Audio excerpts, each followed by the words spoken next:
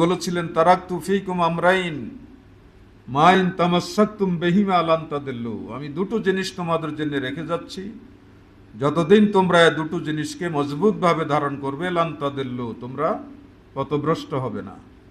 কিতাব আল্লাহ ওয়া সুন্নতি, আল্লাহর কিতাব এবং সুন্নাহ।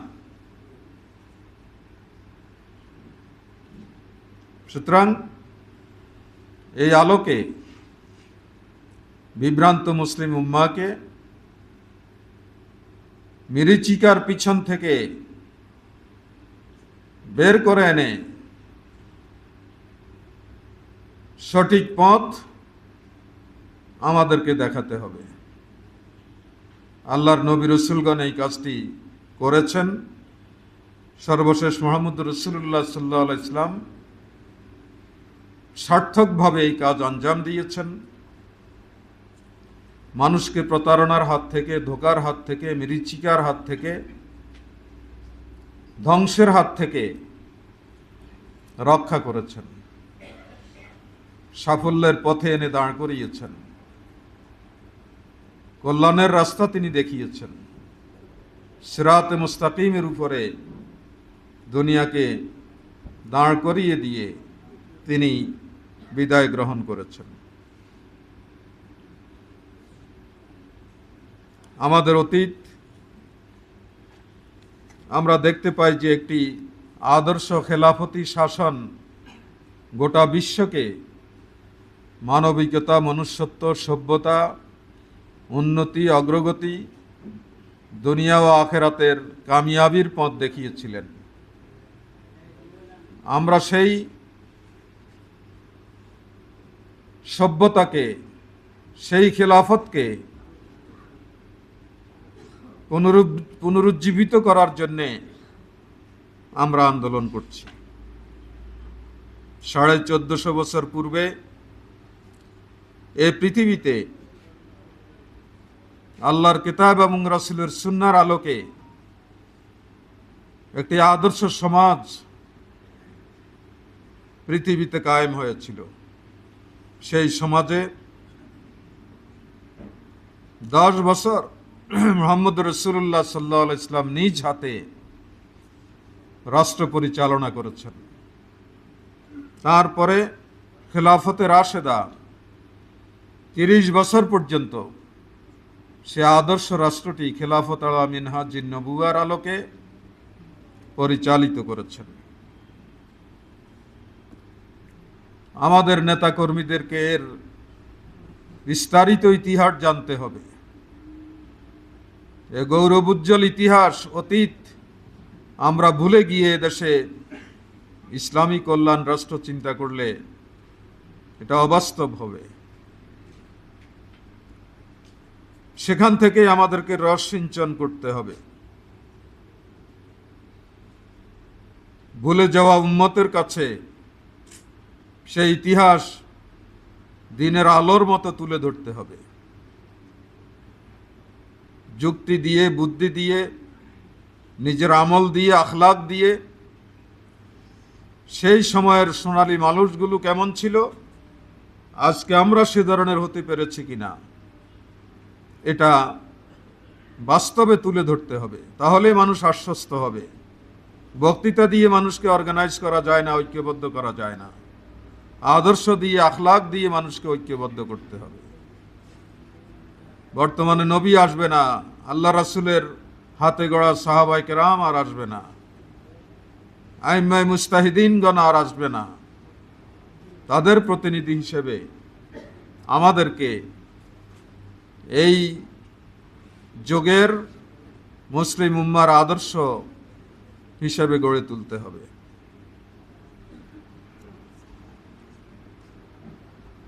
আল্লাহ রাব্বুল আলামিন কোরআনে পাকে বলেছেন, ওয়ালাউ আন্না আহলাল কুরা আমানু ওয়াত্তাকাউ লাফাতাহনা আলাইহিম বারাকাতিম মিনাস সামাই ওয়াল আরদ।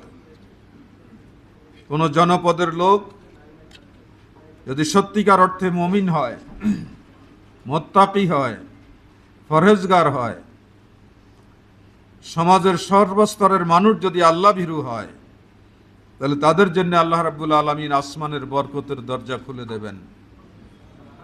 জমিনের বরকতের দরজা খুলে দেবেন, আসমান এবং জমিন অবারিতভাবে রহমত বরকত নাজিল করতে থাকবে এবং সেই জমিনবাসীর সব ধরনের অভাব অনটন বঞ্চনা বৈষম্য দূর হয়ে যাবে। পৃথিবীটা জান্নাতের একটি টুকরায় শান্তির একটি আবাসে পরিণত হবে। এই ধরনের একটি স্বর্ণোজ্জ্বল অতীত আমাদের রয়েছে, কিন্তু আমরা কয়জন সেজন্য, সেটা জানার জন্য, সেটা বুঝার জন্য, উপলব্ধি করার জন্য চেষ্টা করছি? আজকে সে আত্মসমালোচনা আমাদের করা দরকার। সূরা নূরের 55 নম্বর আয়াত আল্লাহ বলেছেন, ওয়ালাউ আন্না ওয়াদাল্লাহুল্লাযিনা আমানু মিনকুম ওয়া আমিলুস সালিহাতি লাইয়াস্তাখলিফান্নাহুম ফিল আরদ কামা ইস্তাখলাফাল্লাযিনা মিন ক্বাবলিকুম। আল্লাহ মুসলিম উম্মার সাথে এই ওয়াদা করেছে যে তোমরা যদি সত্যিকার ঈমানদার হও, দৃঢ় ঈমানের অধিকারী হও, আর যদি সব ধরনের কল্যাণমূলক কাজ যেটা ইসলাম করতে বলেছে সেটা তোমরা করতে পারো, তাহলে লাইয়াস্তাখলিফান্নাহুম ফিল আরদে, জমিনের খেলাফত অবশ্যই অবশ্যই আমি তোমাদেরকে দান করব। তিনটা তাগিদ উল্লেখ করে আল্লাহ তাআলা নিশ্চয়তা দিয়েছেন। আর ওয়ালা ইউবাদদিলান্নাহুম মিন বাদি খাউফিহিম আমনা, আজকের ভয় ভীতি, হত্যা, সন্ত্রাস, অন্যায়, জুলুম, উদ্বেগ, উৎকণ্ঠাকে পরিবর্তন করে শান্তি এবং নিরাপত্তা সেই সমাজে আল্লাহ তাআলা নিশ্চিত করবেন। এবং সে ধরনেরই একটি সমাজ আজ থেকে প্রায় 1450 বছর পূর্বে মুহাম্মদুর রাসূলুল্লাহ সাল্লাল্লাহু আলাইহি ওয়াসাল্লাম সব ধরনের জাহিলিয়াতের অন্ধকার দূর করে আরব দুনিয়াতে প্রতিষ্ঠিত করেছিলেন। আর কোন জাতির কি এই ধরনের উজ্জ্বল ইতিহাস আছে? যারা আজকে বিজ্ঞানের চরম উৎকর্ষ সাধনকারী বলে দাবি করে, তাদের অতীতে এরকম কোন ইতিহাস আছে? এরকম কোন অতীত আছে? ইহুদি, খ্রিস্টান, মুশরিক, এদের অতীত ইতিহাস দেখলে এটা যে একটা কুৎসিত ইতিহাস, কালো ইতিহাস, জঘন্য ধরনের ইতিহাস, সেটাই আমরা দেখব। একমাত্র মুসলিম উম্মার অতীতটাই হচ্ছে উজ্জ্বল, সম্ভাবনাময়, জ্যোতির্ময়। সেখান থেকে আমাদেরকে আলো সংগ্রহ করতে হবে। এই যে 40 বছরের খেলাফত, এই খেলাফতি শাসনে যারা শাসক ছিলেন, যারা শাসিত ছিলেন, সকলেই মানবিক মর্যাদার দিক থেকে, অধিকারের দিক থেকে, চাওয়া পাওয়ার দিক থেকে তারা ছিলেন দুনিয়ার মাঝে এক শ্রেষ্ঠতম মানব জাতি।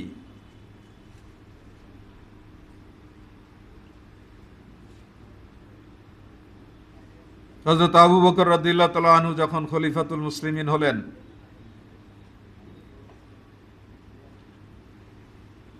তিনি দায়িত্বভার গ্রহণ করবেন না ঘোষণা করে দিলেন। কারণ আল্লাহর নবী যেভাবে খেলাফত চালিয়েছেন, যেই চেয়ারে বসেছেন, হযরত আবু বকরের সেই পজিশন নেই, সেই মর্যাদায় তিনি নেই, সেই মান তিনি রক্ষা করতে পারবেন না। এই ভয়ে তিনি খেলাফতের দায়িত্ব পালন করতে অস্বীকৃতি জানালেন। ওমর রাদিয়াল্লাহু তাআলা আনহু যখন তাকে খলিফাতুল মুসলিমিন করা হয়, তখন তিনি অনিচ্ছা সত্ত্বে দায়িত্ব গ্রহণ করে নেন। মানুষ তার ব্যাপারে ভয়ে ভীত ছিল যে ওমরের মতো এরকম গরম মেজাজের লোক যদি খলিফাতুল মুসলিমিন হয়, তাহলে এই জাতির কি অবস্থা হবে। তিনি মাঝে মধ্যে টের পাচ্ছিলেন যে আমার ব্যাপারে এরকম একটা কথা মাঠে ময়দানে চালু আছে। তিনি এ ব্যাপারে কোনো ক্লিয়ারেন্স দিলেন না, হা না কিছু বললেন না। দায়িত্বভার সাহাবায়ে কেরাম তার উপরে চাপিয়ে দিয়েছে, দায়িত্ব গ্রহণ করলেন। গ্রহণ করার পরে দেখা গেল যেই কয় বছর তিনি শাসন ক্ষমতা চালিয়েছেন, তার মধ্যে আর সেই মেজাজ ছিল না। প্রত্যেককে নিজের আপনজন হিসাবে তিনি গ্রহণ করে নিয়েছিলেন। তবে সত্যের ব্যাপারে তিনি সবচেয়ে বেশি কঠোর ছিলেন। নিজের ছেলেকে নিজে মৃত্যুদণ্ড দান করেছেন, এক বিন্দু কোনো অনুকম্পা তার মধ্যে ছিল না। পৃথিবীতে আর কোনো ব্যক্তি কি এটা দাবি করতে পারবে? আমরা কি পারবো? আমাদের মধ্যে তো এখন স্বজন প্রীতি আছে, পার্সিয়ালিটি আছে, এলাকা প্রীতি আছে। এগুলোর কারণে আমরা ন্যায় অন্যায় বাজ বিচার না করে ইসলামের নামে এগুলোকে আমরা চালিয়ে দিচ্ছি। কিন্তু আমাদের পূর্বসূরীদের ইতিহাসের মধ্যে এটা ছিল না।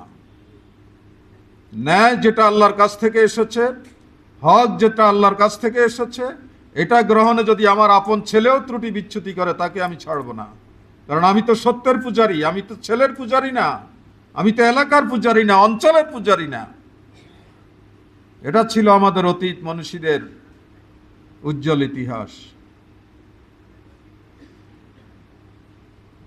অর্ধ পৃথিবীর খলিফা ওমর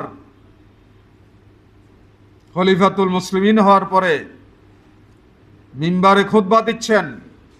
একজন সাধারণ মুসল্লি তার খুতবা বন্ধ করতে বললেন, দাঁড়িয়ে বললেন যে আমিরুল মুমিনিন খুতবা বন্ধ করুন। তিনি খুতবা বন্ধ করলেন। জিজ্ঞেস করলেন যে আমরা যতটুকু কাপড় পেয়েছি এটা দিয়ে তো আমাদের হাঁটুর উপরে জামা হয়, আপনার জামা হাঁটুর নিচ পর্যন্ত কেন?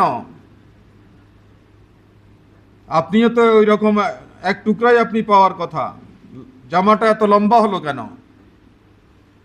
পাশেই ছেলে বসা ছিলেন, ছেলেকে দাঁড় করিয়ে দিলেন, দিয়ে বললেন যে তুমি জবাব দাও। ছেলে দাঁড়িয়ে জবাব দিলেন যে আমিও আপনাদের মতো একটা টুকরা পেয়েছি, আমার আব্বাও একটা টুকরা পেয়েছে। যেহেতু তিনি আমিরুল মুমিনিন, গোটা দুনিয়ার রাজা বাদশারা উচ্চ পর্যায়ের লোকেরা তার সাথে দেখা সাক্ষাৎ করতে আসবে, সেই বিবেচনায় আমি আমার কাপড়টাও আব্বাকে দিয়ে দিয়েছি। এই দুইটা মিলিয়ে ইনি বড় জামা তৈরি করেছে। কল্পনা করা যায়?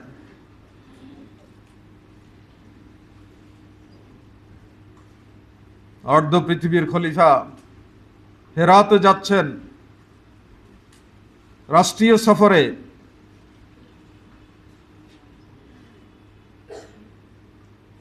মরুভূমির পথ পাড়ি দিয়ে এগুচ্ছেন। সন্ধ্যাবেলায় তার কানে বাচ্চা কাচ্চাদের কান্না ভেসে আসলো। তিনি যাত্রা বিরতি করলেন। কোত্থেকে কান্নার আওয়াজ আসছে খুঁজতে থাকলেন। খুঁজতে খুঁজতে গিয়ে দেখলেন যে একজন বুড়ি চুলায় পানি ফুটাচ্ছে আর তার দুই সন্তান খাবারের জন্য চিৎকার করছে। হযরত ওমর জিজ্ঞেস করলেন গিয়ে যে এরকম করছো কেন?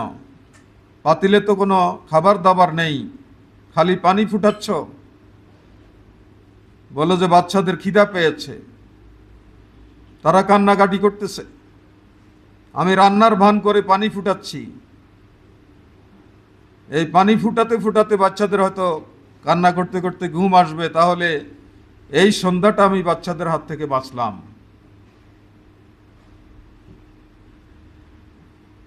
ওমর রাদিয়াল্লাহু তাআলা আনহু এই কথা শুনে তার রাষ্ট্রীয় সফর স্থগিত করলেন।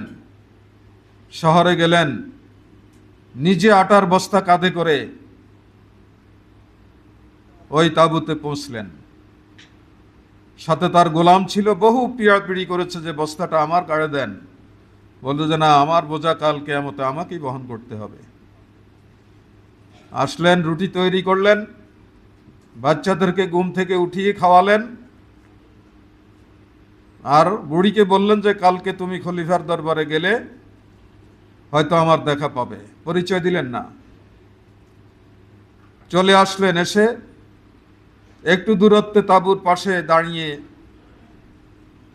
অবজার্ভ করতেছিলেন। বাচ্চারা খাওয়া দাওয়া করে খেলাধুলা করছে, হাসি তামাশা করছে। এটা দেখে তিনি এরপরে রাজধানীতে ফিরে আসলেন। আজকে কি সে উমরের মতো খলিফা আছে? বিশ্বের কোনো জাতি কি এরকম ওমর জন্ম দিতে পারবে? আমাদেরকে এ ধরনের ওমর হতে হবে এক একজনকে, কারণ আমরা তাদের আদর্শ ধারণ করি। জীবনে চরিত্রে সে আদর্শ না থাকলে আমাদের কারণে ইসলামের দুর্নাম হবে, আল্লাহর নবীর কাছে কাল কিয়ামতে জবাবদিহি করতে হবে। হযরত উসমান রাদিয়াল্লাহু তাআলা আনহু তিনি খলিফাতুল মুসলিমিন হওয়ার পরে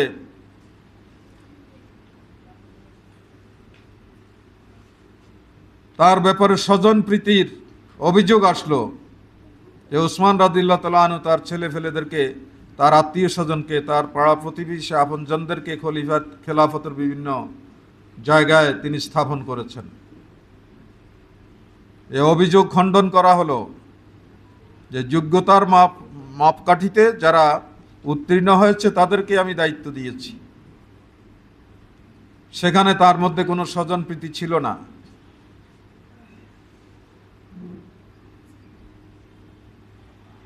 এর আগের খলিফা ওমর রাদিয়াল্লাহু তাআলা আনহুর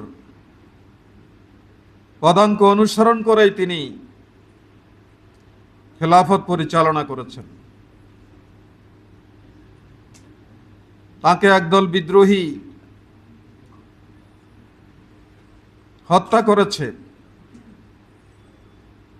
তার বাসভবন যখন ঘেরাও করা হলো তখন যুবক সাহাবারা তার দরবারে ছিল।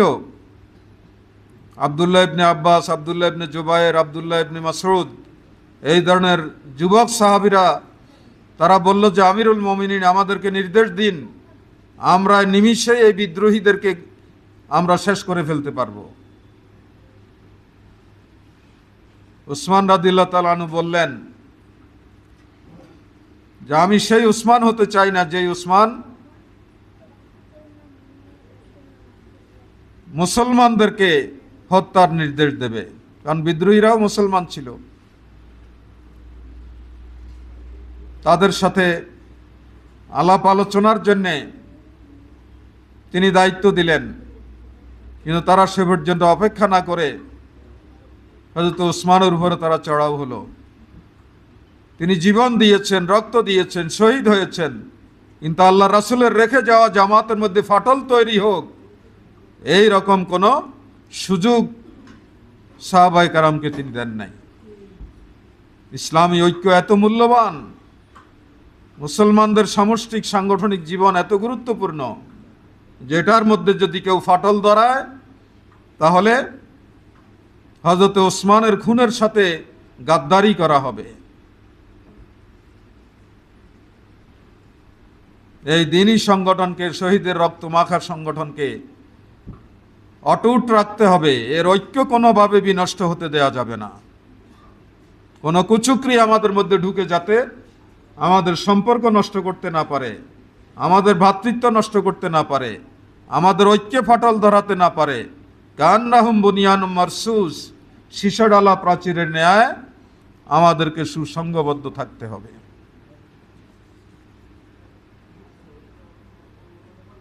হযরত আলী রাদিয়াল্লাহু তাআলা আনহু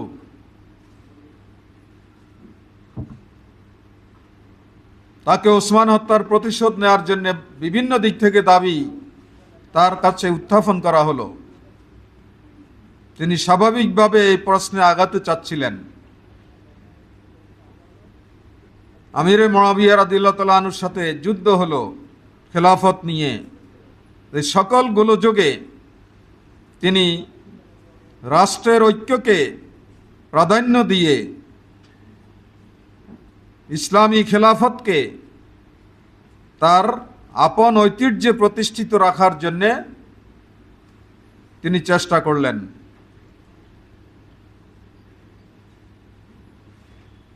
কিন্তু কিছু ইহুদি মুসলমানদের ভিতরে ঢুকে আমিরে মুআবিয়া রাদিয়াল্লাহু তাআলা আনহু এবং হযরত আলীর মধ্যে সম্পর্ক যাতে চরমভাবে অবনতি করা যায় এবং এই সুযোগে যাতে ইসলামী খেলাফতকে ভেঙে দেয়া যায় এই ষড়যন্ত্র করলেন। হযরত আলীর পক্ষে বিশাল একটি জামাত দাঁড়িয়ে গেলেন, যাদেরকে শিয়ানে আলী বলা হয়, আলীর দল। তারা যুদ্ধ করার জন্য রেডি হলেন, কিন্তু হযরত আলী তাদেরকে অনুমতি দেননি। না দেওয়ার কারণে এরা আলীর দল ত্যাগ করেছে। ত্যাগ করে তারা আলাদা হয়ে গেল। সেখান থেকেই শিয়ানে আলী থেকেই শিয়া সম্প্রদায় গড়ে উঠেছে। কিন্তু হযরত আলী কোন গ্রুপকেই ইসলামী খেলাফত ভেঙে যাক এটার জন্য তিনি অনুমোদন দেননি। তিনিও শাহাদাত বরণ করেছেন দুশমনের ছুরিকাঘাতে।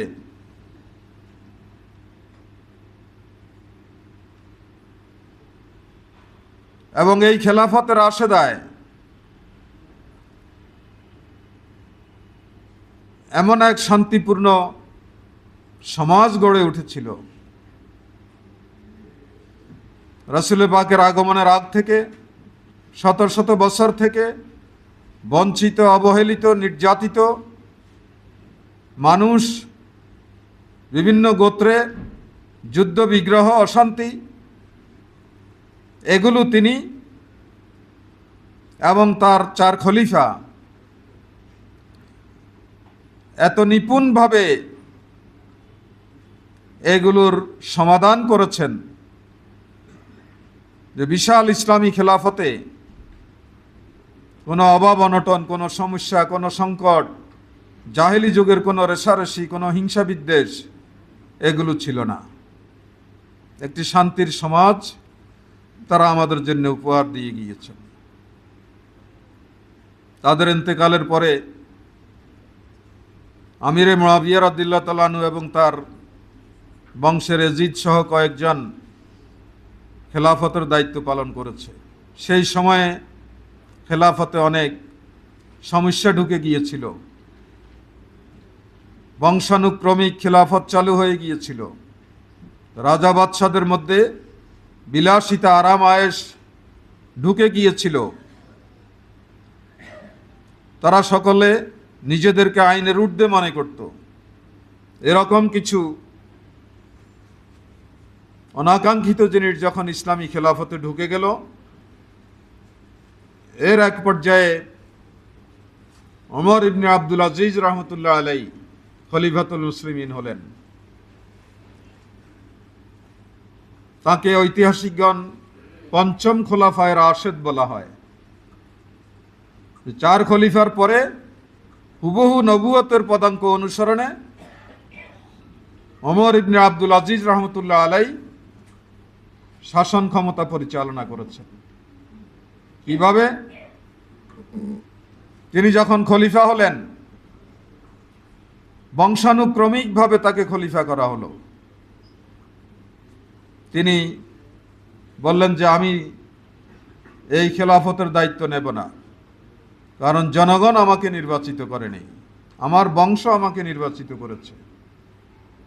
তিনি পদত্যাগ করলেন এবং জনগণকে আহ্বান জানালেন যে আমি পদত্যাগ করেছি খলিফাতুল মুসলিমিন থেকে, তোমরা এখন জনগণ নিজেরা একত্রিত হয়ে তোমাদের খলিফা কে হবে সেটা তোমরা ঠিক করে নাও। জনগণ একত্রিত হয়ে আবার তাকেই খলিফাতুল মুসলিমিন নিয়োগ করলেন, খলিফা হলেন। যখন তিনি খলিফা হন, রাজ দরবারে 5 শতাধিক দাস দাসী ছিল, তিনি সবগুলোকে আজাদ করে দিলেন। শুধু একজন মাত্র খাদেম রাখলেন তার পরিবারের খেদমতের জন্য। তিনি রাজ দরবারে বসে 2.5 বছরের শাসন ক্ষমতা চালাননি। রাজ দরবারের বাইরে তাঁবু খাটিয়ে সেখানে তিনি 2.5 বছর খেলাফতের নেতৃত্ব দিয়েছেন।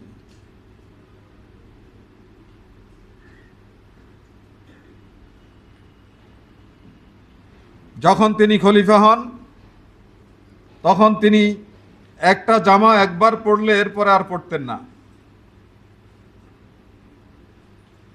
এবং তৎকালীন সময়ে 1000 দিরহামের উপরে ছিল তার জামার মূল্য।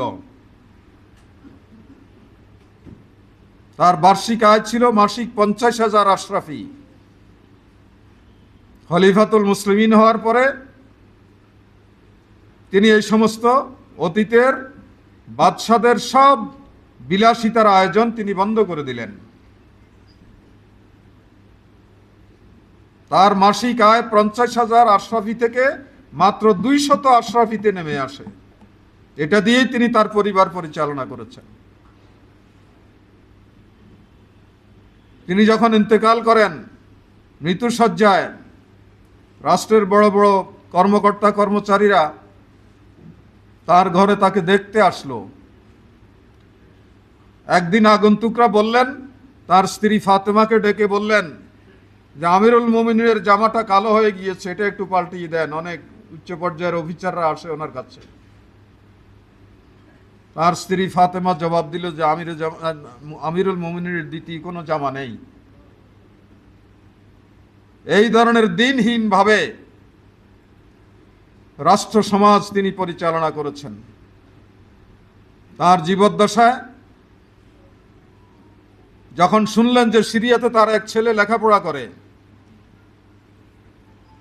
ওস্তাদ সেখান থেকে খবর পাঠালো যে আপনার ছেলে আজকে জামাতে নামাজে বিলম্বে এসেছে। তখন কারণ জিজ্ঞেস করলেন, বলেন যে ছেলে গোসল করে মাথায় তেল দেয়া এবং একটু চিরুনি দিয়ে মাথা আছড়ানো, এইরকম একটু সুন্দরভাবে তৈরি হতে হতে তার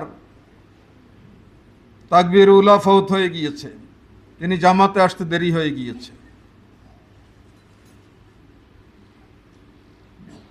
তিনি দূত পাঠালেন সিরিয়াতে, পাঠিয়ে দূতকে বলে দিলেন যে সেখানে গিয়ে আগে আমার ছেলের মাথাটা কামিয়ে দেবে, কারণ যে চুলের কারণে নামাজ দেরি করেছে এই চুল দরকার নেই, তার মাথা কামিয়ে দেবে। কাউকে কিছু বলার দরকার নেই, মাথাটা কামিয়ে আবার তুমি চলে আসবে। তাই করলেন। যেমন পিতা তেমন সন্তান।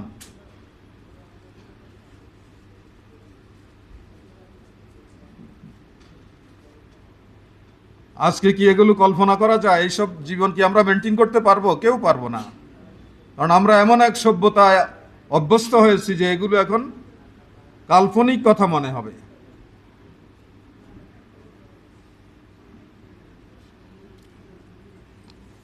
সুতরাং তাদের এই সমস্ত জীবন এবং জীবনের কর্মকাণ্ড থেকে আমাদেরকে অনেক খোরাক সংগ্রহ করতে হবে। বনি উমাইয়া আব্বাসীয় আমলে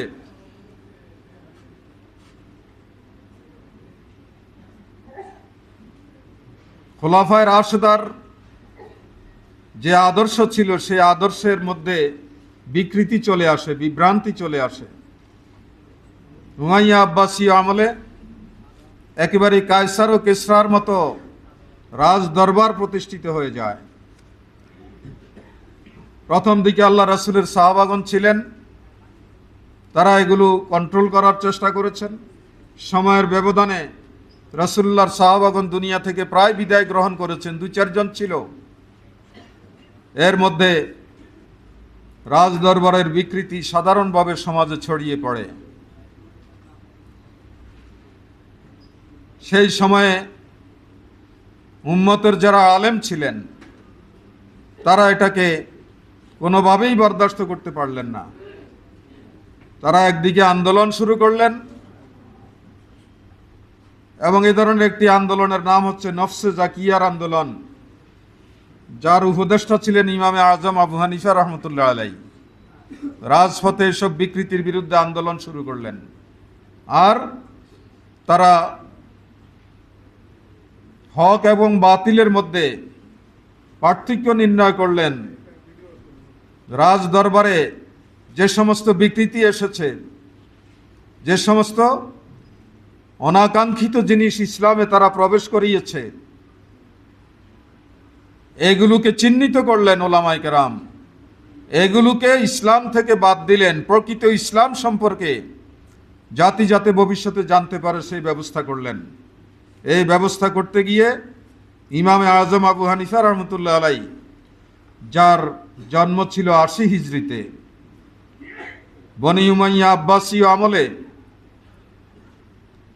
জেহালত থেকে ইসলামকে আলাদা করার পক্ষে আন্দোলনে, মদদ দেওয়ার অপরাধে এবং বিভিন্নভাবে যেসব লেখালেখি তিনি করেছিলেন, এগুলো যেহেতু খলিফাদের বিরুদ্ধে চলে যায়, এই অপরাধে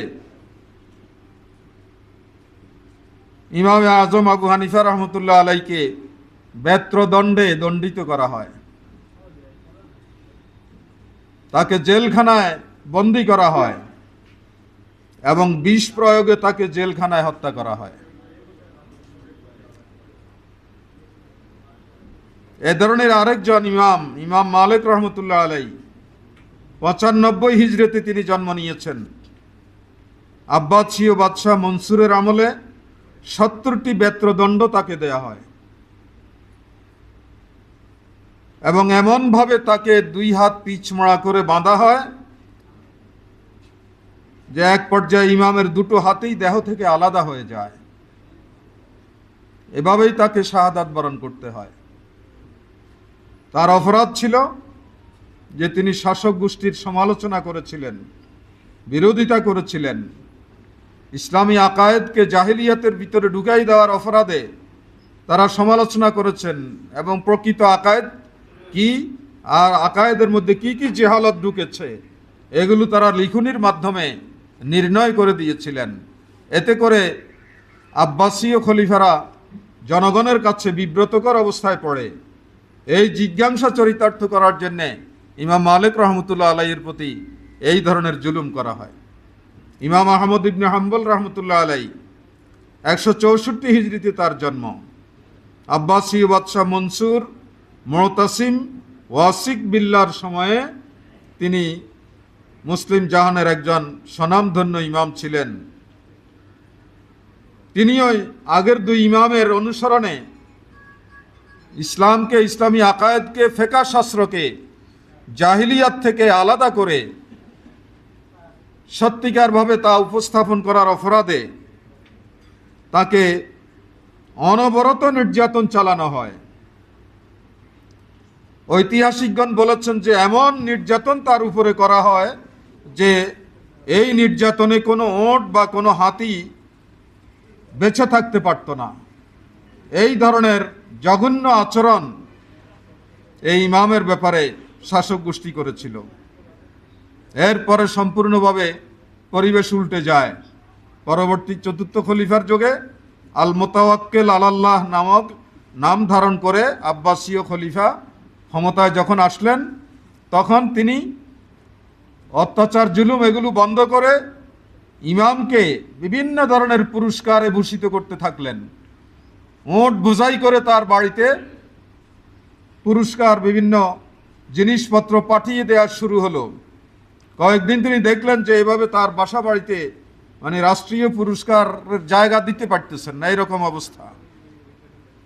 তখন তিনি চিৎকার করে বলে উঠলেন, হাজা আমরুন আসাদ্দু আলাইয়া মিন জালিক, আগের নির্যাতনের চেয়েও এই ফিতনা আমার জন্য আরো বেশি কষ্টদায়ক এবং জঘন্য। অর্থাৎ তাদেরকে জুলুম করে, নির্যাতন করে, ভয় দেখিয়ে বশে আনার চেষ্টা করেছেন। এরপরে প্রশংসা করে, মর্যাদা দিয়ে, পুরস্কৃত করে, টাকা পয়সা দিয়ে তাদেরকে বশে আনার চেষ্টা করলেন। কিন্তু এইসব ইমামদেরকে তারা কাবু করতে পারেননি। ইমাম ইবনে তাইমিয়া রহমতুল্লাহ আলাই সারাটা জীবনেই তিনি ছিলেন জেলখানায়। জেলখানা থেকে বের হয়ে আসলেই আবার জেলখানায় নিয়ে যাওয়া হতো। এভাবেই তার জীবনটা কেটেছে। যা বই পুস্তক আপনারা দেখেন তার, এগুলো সব জেলখানায় লেখা হয়েছে। স্বাধীন আলো বাতাসে তারা বিচরণ করতে পারেননি।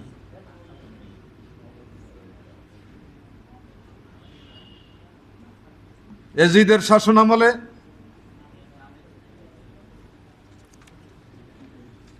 ইসলামের বিকৃতি দেখে নির্বাচন ভিত্তিক খেলাফত বংশানুক্রমিক খেলাফতে পরিণত হওয়া দেখে ইমাম হুসাইন রাদিয়াল্লাহু তাআলা আনহু মদিনাতে, আর মক্কাতে ইমাম আব্দুল্লাহ ইবনে জুবাইর রাদিয়াল্লাহু তাআলা আনহু প্রতিবাদ করলেন। এই প্রতিবাদের অপরাধে এজিদ তার বাহিনী পাঠিয়ে দিল মক্কা মদিনায়। কারবালায় ইমাম হুসাইনকে শহীদ করা হলো।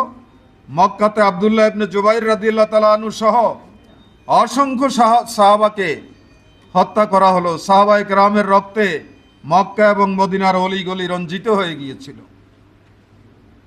কিন্তু তারপরেও আল্লাহর দ্বীনের মুজাহিদ, যারা সত্যিকার অর্থে ইসলামকে মনে প্রাণে গ্রহণ করে নিয়েছিলেন, ইসলামের মাঝে বিকৃতিকে যারা কোনোভাবেই বরদাস্ত করেননি, তারা এই জুলুম, নির্যাতন, অত্যাচার, ষড়যন্ত্র মোকাবিলা করে ইসলামের বাণীকে দুনিয়ার মানুষের কাছে, সমাজের কাছে তারা সার্থকভাবে তুলে ধরেছিলেন। কিভাবে ইসলামের জন্য তারা ত্যাগ কোরবানি করেছেন। হযরত আব্বাস রাদিয়াল্লাহু তাআলা আনহুর স্ত্রী উম্মে ফজল, তার ঘটনা লেখা আছে ইতিহাসে যে তার 10 জন পুত্র ছিল। সবাইকে তিনি ইসলামী আন্দোলনের জন্য ওয়াকফ করে দিয়েছিলেন। এই সন্তানের মধ্যে প্রায় সবাই আল্লাহর দ্বীনের জন্য, ইসলামী রাষ্ট্রের সীমানা রক্ষায় যেসব যুদ্ধ বিগ্রহ হয়েছে এগুলোতে তারা শাহাদাত বরণ করেছেন। ফজল ইবনে আব্বাস রাদিয়াল্লাহু তাআলা আনহু সিরিয়ায় তিনি শহীদ হন এক যুদ্ধে। ওবায়দুল্লাহ ইবনে আব্বাস রাদিয়াল্লাহু তাআলা আনহু ইয়েমেনে শহীদ হন একটি যুদ্ধে।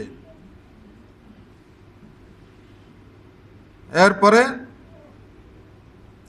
আব্দুর রহমান নামক তার এক সন্তান ছিল, তিনি আফ্রিকাতে শাহাদাত বরণ করেন। কাদাম ইবনে আব্বাস রাদিয়াল্লাহু তাআলা আনহু তিনি সমরকন্দে শহীদ হন।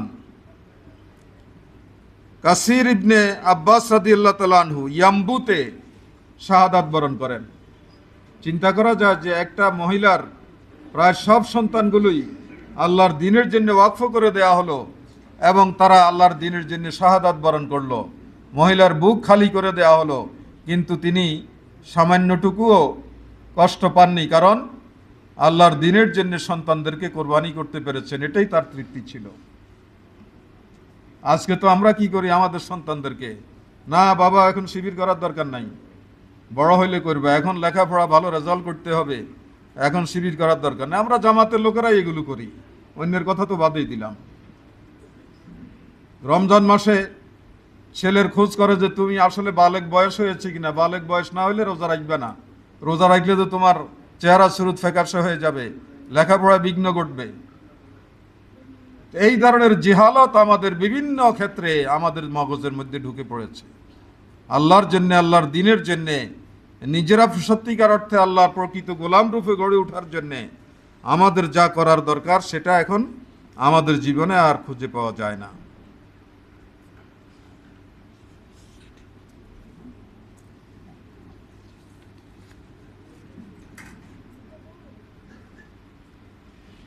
আল্লাহর রাসূলের প্রতি সাহাবায়ে কেরামের যে হৃদয় নিংড়ানো ভালোবাসা ছিল, এটা আমাদের মধ্যে আছে কিনা যাচাই বাছাই করতে হবে।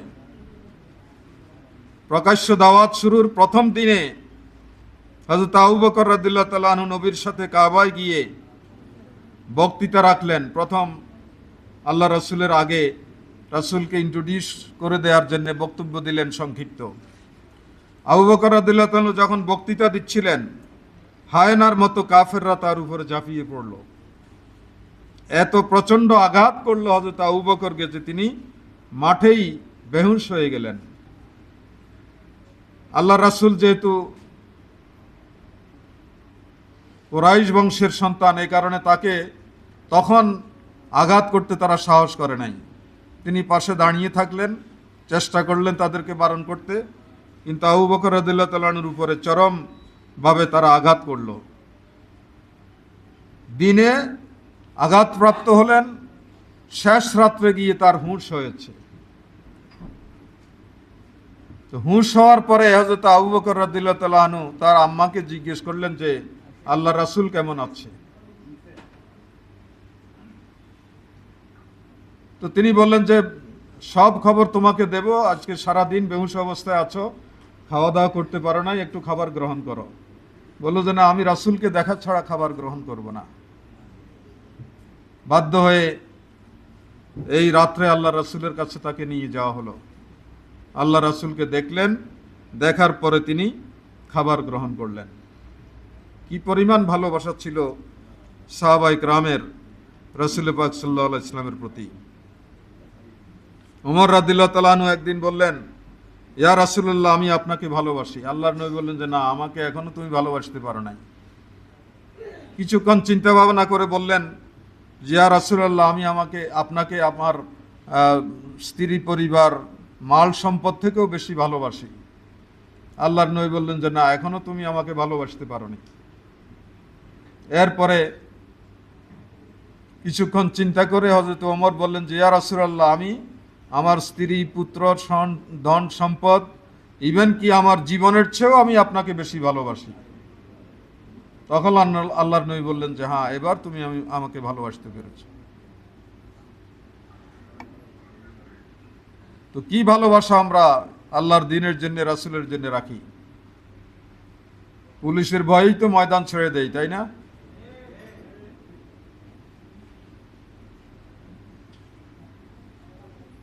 মুখে মুখে রাসূলকে আমরা ভালোবাসি, কিন্তু তার আদর্শকে সমুন্নত রাখার জন্য সেভাবে স্যাক্রিফাইস আমরা করি না, সেইভাবে কোরবানির ময়দানে আমরা নেই।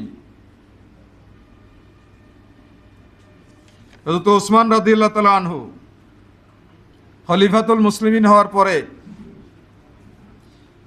তার একটা অভ্যাস ছিল আগে, যে তিনি সারাদিন কোরআন পড়তেন। যত কাজেই তার আসুক না কেন, এটা ঠিক রেখেই বাকি কাজ করতেন। তো খলিফাতুল মুসলিমিন হলেন, হওয়ার পরে তার আশপাশের সহকর্মীরা বললেন যে আমিরুল মুমিনিন, এখন তো আপনি গোটা মুসলিম খেলাফতের আমির, আপনি যদি এখনো কোরআন নিয়ে এভাবে ব্যস্ত থাকেন তাহলে রাষ্ট্র চালাবেন কিভাবে? তো হযরত ওসমান জবাব দিলেন যে ইন্নাহু মুবারাকুন জাআ বিহি মুবারাক, এই কোরআন একটি বরকতপূর্ণ গ্রন্থ এবং এই কোরআন নিয়ে এসেছেন একজন বরকতপূর্ণ নবী। সুতরাং আমি কিভাবে এই কোরআনকে বাদ দিয়ে থাকতে পারি? আমরা কি সেভাবে কোরআন অধ্যয়ন করি? একটা লোকও এখানে এই ধরনের কোরআন অধ্যয়নকারী পাওয়া যাবে না। শুধু রিপোর্ট পূরণ করার জন্য, টিকমার্ক দেওয়ার জন্য কোনো রকম 2-3 আয়াত পড়ি, একটা হাদিস পড়ি, এটার গভীরে যাই না, এটার থেকে আমল করি না, আর এটাও পারি না। মাসের শেষে জানতে চাইলে রিপোর্ট বইতে দেখা যায় যে কোরআন হয়তো 15 দিন, 20 দিন, 25 দিন, এর চেয়ে বেশি না। তো এরা কি ইসলামী আদর্শ কায়েম করতে পারবে, যাদের কোরআনের প্রতি মহব্বত কম? আল্লাহর নবী হাদিসে বলেছেন যে মুর্দা যখন মাটিতে কবরস্থ করা হয় তখন তার কাছে আতাহু মালাকানে আসওয়াদানে আর জাকান, নীল বর্ণের চোখওয়ালা, কালো কুৎসিত চেহারাধারী 2 জন ফেরেশতা ভয়াল চেহারা নিয়ে কবরে আসে। যারা দুনিয়াতে কোরআনের সাথে গভীর সম্পর্ক রেখেছে, কোরআন কবরে ওই ফেরেশতার চোখের সামনে এভাবে পর্দা হয়ে দাঁড়াবে কবরের মধ্যে। তখন নির্ভয়ে ফেরেশতাদের প্রশ্নের জবাব সে দিতে পারবে। এই কোরআনকে আমরা অবহেলা করি, জীবনে একবারও তো এই কোরআনটাকে অর্থসহ পড়তে পারি নাই। তো কেন কাল কিয়ামতে কোরআন আমার পক্ষে সাক্ষী দেবে? সূরা ফুরকানের 30 নম্বর আয়াতে আল্লাহ বলেছেন, আল্লাহর প্রিয় নবী কাল কিয়ামতে উম্মতের বিরুদ্ধে অভিযোগ করবেন হাশরের ময়দানে। বলবেন ওয়াকালা রাসূল ইয়া রাব্বি, তিনি বলবেন যে হে আমার রব, ইন্না কওমি ইত্তাখাযু হাযাল কুরআনা মাহজুরা, আমার উম্মতের এই লোকগুলো কোরআনকে ছেড়ে দিয়েছিল দুনিয়াতে, কোরআনকে বাদ দিয়ে তাদের রাজনীতি, অর্থনীতি, পরিবার নীতি গড়ে উঠেছিল। পাশ্চাত্যকে তারা অনুসরণ করেছে, কোরআনকে তারা অনুসরণ করেনি। সুতরাং এই যে সংগঠন আপনাদেরকে, আমাদেরকে মানুষ রূপে গড়ে তোলার চেষ্টা করছে, এগুলোর প্রতি আমাদের শ্রদ্ধা, ভক্তি, ভালোবাসা থাকা উচিত, সম্মান থাকা উচিত। এগুলোকে বোরিং মনে করা উচিত নয়। এগুলোর প্রতি আন্তরিকভাবে এগুলোকে ফলো করে নিজের জীবনটাকে খালেস মুসলিম রূপে গড়ে তোলার জন্য আমাদেরকে চেষ্টা করা উচিত। জামাত ইসলামী আল্লাহর পক্ষ থেকে একটা বড় নিয়ামত। এই নিয়ামতের শুকরিয়া আমাদেরকে আদায় করা উচিত। আমরা যারা জামাত ইসলামী করি, আমরা খালিদ তারিকের উত্তরসূরি, আমরা ওমর, আলী, ওসমানের উত্তরসূরি, আমরা মোহাম্মদ রাসূলুল্লাহ সাল্লাল্লাহু আলাইহি ওয়াসাল্লামের উম্মত, আমরা শাহজালালের উত্তরসূরি, শাহ মাকদুমের উত্তরসূরি, হাজী শরীয়তুল্লাহর উত্তরসূরি, শাহ ওলিউল্লাহ মুহাদ্দিস দেহলভির উত্তরসূরি, আমরা শহীদ নিজামের উত্তরসূরি, শহীদ মুজাহিদের উত্তরসূরি, শহীদ কামরুজ্জামানের উত্তরসূরি, শহীদ সাইদি সাহেবের উত্তরসূরি, মীর কাসেম আলীর উত্তরসূরি। অগণিত শহীদের রক্তে এই জমিন উর্বর হয়েছে। এই উর্বর জমিনে তাওহীদের বীজ আমাদেরকে বপন করতে হবে, সেই দায়িত্ব তারা রক্ত দিয়ে আমাদের কাছে রেখে গিয়েছেন। সুতরাং এই আন্দোলনকে নিয়ে, এই কাজকে নিয়ে অবহেলা করা, তামাশা করা, এটা চলবে না। যদি আমরা করি তাহলে আমাদের দুনিয়ার অর্থকড়ি, যশ, খ্যাতি, আমাদের নেতৃত্ব, কর্তৃত্ব কোনোটাই আল্লাহর পাকড়াও থেকে আমাদেরকে রক্ষা করতে পারবে না। আসুন আল্লাহ তাআলা আমাদেরকে সেভাবে, আন্দোলন যেভাবে চায়, আল্লাহ যেভাবে চান, সেভাবে যাতে আমরা আমাদের জীবনটাকে গড়ে তুলতে পারি, সেই চেষ্টা আমাদের করা দরকার। আর সেটা যদি সার্থকভাবে আমরা নিশ্চিত করতে পারি, তাহলে রুকনিয়াতের যে শপথ, একামতে দ্বীনের যে শপথ, কোরবানির যে শপথ, এই সমাজকে কল্যাণধর্মী একটি সমাজে পরিণত করার যে শপথ, সেই শপথের আমরা উপযুক্ত হতে পারবো। আল্লাহ তাআলা সেই উপযুক্ততা আমাদের মধ্যে তৈরি করার তৌফিক দান করুন। ওমা তৌফিক ইল্লা বিল্লাহ, ওয়া আখিরু দাওয়ানা আলহামদুলিল্লাহ। আসসালামু আলাইকুম ওয়া রাহমাতুল্লাহ।